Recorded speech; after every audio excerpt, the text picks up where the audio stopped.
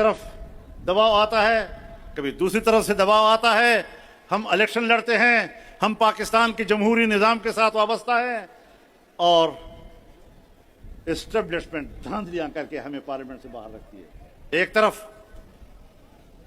کچھ جاہل قوتیں ہم پر کفر کے فتوے لگاتی ہے اور ایک طرف پاکستان کے وفادار ہمیں پارلیمنٹ سے باہر رکھنے کے لیے انتخابات میں دھاندلیاں کرتے ہیں، تو ہم کدھر جائیں؟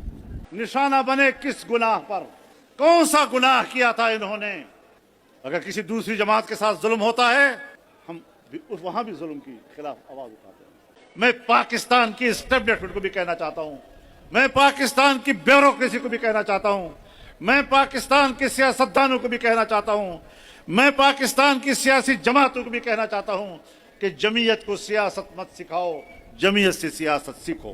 السلام علیکم ناظرین کرام، آپ کو مکمل ویڈیو دکھاتے ہیں۔ مولانا فضل الرحمان آج پھٹ پڑے، کہا کہ ہم چاہتے ہیں جمہوریت برقرار رہے، ہم نے الیکشن لڑا لیکن اس ملک میں الیکشن کو چوری کر دیا گیا، پھر کوشش کی جا رہی ہے کہ الیکشن کو چوری کیا جائے، لیکن کسی صورت ہم یہ ڈاکہ قبول نہیں کریں گے، ہم سڑکوں پر نکلیں گے۔ آپ یہ ویڈیو دیکھیے، پھر اس پر ڈیٹیل میں بات کرتے ہیں کہ جمعیت علماء اسلام ایک مؤثر قوت ہے۔ اگر آج پاکستان بچا ہوا ہے، اگر آج پاکستان باقی ہے، میں اللہ کا شکر ادا کرتے ہوئے، اس کے فضل و کرم کو گواہ بناتے ہوئے واضح طور پر کہنا چاہتا ہوں کہ جمعیت علماء اسلام کی برکت سے پاکستان باقی ہے۔ ہم خون کی قربانیاں دے رہے ہیں۔ گزشتہ 2-3 دہائیوں میں ہمارے کتنے کارکن، ہمارے کتنے عہدیدار، جید علماء کرام نشانہ بنے کس گناہ پر؟ کون سا گناہ کیا تھا انہوں نے؟ اگر کسی دوسری جماعت کے ساتھ ظلم ہوتا ہے ہم وہاں بھی ظلم کی خلاف آواز اٹھاتے ہیں، لیکن جمعیت علماء کا گناہ بتائیے، ان کے علماء کو کیوں شہید کیا جا رہا ہے؟ اس لیے کہ جو ہمیں قتل کر رہے ہیں ان کو پتہ ہے کہ جس ملک کو ہم توڑنا چاہتے ہیں جمعیت علماء توڑنے نہیں دے رہی۔ ہم تو پگڈنڈی پہ سفر کر رہے ہیں، ایک طرف دباؤ آتا ہے، کبھی دوسری طرف سے دباؤ آتا ہے، ہم الیکشن لڑتے ہیں، ہم پاکستان کے جمہوری نظام کے ساتھ وابستہ ہیں اور اسٹیبلشمنٹ دھاندلیاں کر کے ہمیں پارلیمنٹ سے باہر رکھتی ہے۔ ایک طرف کچھ جاہل قوتیں ہم پر کفر کے فتوے لگاتی ہے اور ایک طرف پاکستان کے وفادار ہمیں پارلیمنٹ سے باہر رکھنے کے لیے انتخابات میں دھاندلیاں کرتے ہیں، تو ہم کدھر جائیں؟ زاہد تنگ نظر نے مجھے کافر جانا اور کافر یہ سمجھتا ہے مسلمان ہوں میں۔ اس پگڈنڈی پر ہم سفر کر رہے ہیں، ایک طرف بھی ہم پر گولیاں برس رہی ہیں اور باجوڑ سے لے کر کراچی تک ہم نے لاشیں اٹھائی ہیں۔ ایک باجوڑ میں ہم نے 80 جنازے ایک ہی اجتماع سے اٹھائے ہیں۔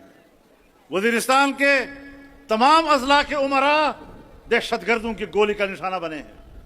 محمد کے علاقے میں جائیں، کرم کے علاقے میں جائیں، وزیرستان کے علاقے میں جائیں، علماء ہی نشانے پہ، علماء ہی نشانے پر، علماء ہی نشانے پر، کیوں؟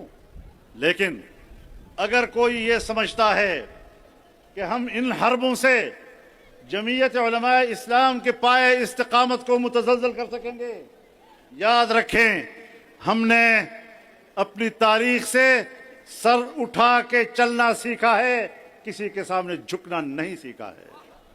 لیکن میری جان، مال اور عزت و آبرو کی ذمہ داری ریاست کی ہے،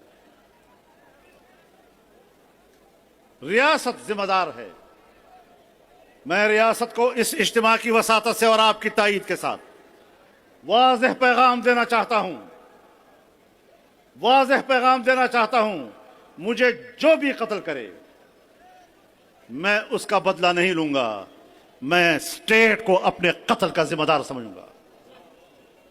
جمعیت علماء اسلام ایک آواز ہے، جمعیت علماء اسلام ایک نظریہ ہے، جمعیت علماء اسلام ایک تاریخ ہے، اور جس جماعت کی پشت پر 200 سال کی جہاد کی تاریخ ہو، فرنگی کے خلاف جہاد کی تاریخ ہو، آزادی کے لیے قربانیوں کی تاریخ ہو، मैं पाकिस्तान की एस्टेब्लिशमेंट को भी कहना चाहता हूं, मैं पाकिस्तान की ब्यूरोक्रेसी को भी कहना चाहता हूं, मैं पाकिस्तान के सियासतदानों को भी कहना चाहता हूं, मैं पाकिस्तान की सियासी जमातों को भी कहना चाहता हूं कि जमीयत को सियासत मत सिखाओ, जमीयत से सियासत सीखो। नारे तकबीर!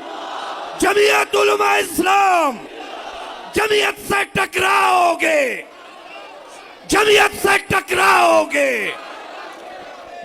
लेकिन जमीयत उलमा इस्लाम का मंशूर है कि एक इस्लामी ब्लॉक वजूद में आना चाहिए, एक मुश्तरका सियासी हिकमत अमली, मुश्तरक इक़्तिसादी निज़ाम, मुश्तरक दिफाई मुआहिदा, ये उम्मत को एक जिस्म बना सकती है। और जब कोई अच्छा काम हुआ, अगर पाकिस्तान और सऊदी अरब के दरमियान दिफाई मुआहिदा हुआ, हमने हुक्मरानों से इख्तलाफ को भुला दिया और इस इक़दाम की हिमायत की है। इसको मजीद आगे बढ़ाने की तमन्ना करते हैं। और मैं बताना चाहता हूं कि यह मसला सिर्फ अब बैतुल मक़दस तक महदूद नहीं है, क़िबले अव्वल तक महदूद नहीं है, यह मसला अब सिर्फ फ़िलिस्तीन तक महदूद नहीं है, यह अरब दुनिया से आगे बढ़ते हुए ईरान तक पहुंच गया है। और अगर हमने ये समझा कि ये तो सिर्फ ईरान का मामला है, ईरान जाने और उसका मसला जाने, तो मैं अपने हुक्मरानों को भी बताना चाहता हूं, अपने अवाम को भी इस हवाले से बेदार करना चाहता हूं कि अगर ईरान को इसराइल सर कर लेता है तो फिर इसराइल पाकिस्तान के दरवाजे पर खड़ा है। जरा समझो इस बात को। बैनुल अक़वामी क़ुव्वतें किस मुनाफ़िक़त के साथ, किस नाजायज हरबों के साथ उम्मत मुस्लिमा का खात्मा चाहती है, बैतुल मक़दस पर कब्जा करना चाहती है, हरमैन और शरीफैन उनके निशाने पर है। और इसीलिए मैं अरब दुनिया से भी कहना चाहता हूं कि अब आपस के झगड़ों का वक्त नहीं है, अब उम्मत के वहदत का वक्त आ गया है। अपनी दिफा एक करो, अपना इक़्तिसाद एक करो, अपनी सियासत एक करो, हमाहंगी पैदा करो। कोई नाज़रीन कराम, आपने वीडियो देखी मौलाना फजल रहमान का तारीखी खिताब। मौलाना ने कुल करके दिया कि अगर इस मुल्क में फिर से धांधली की गई तो हम उसको किसी सूरत कबूल नहीं करेंगे। माजी में भी हमारे साथ जिस तरह की नाइंसाफियाँ हुई, हमारे लोगों का जिस तरह खून बहाया गया, हम कभी नहीं भूलेंगे और ना ही माफ़ करेंगे।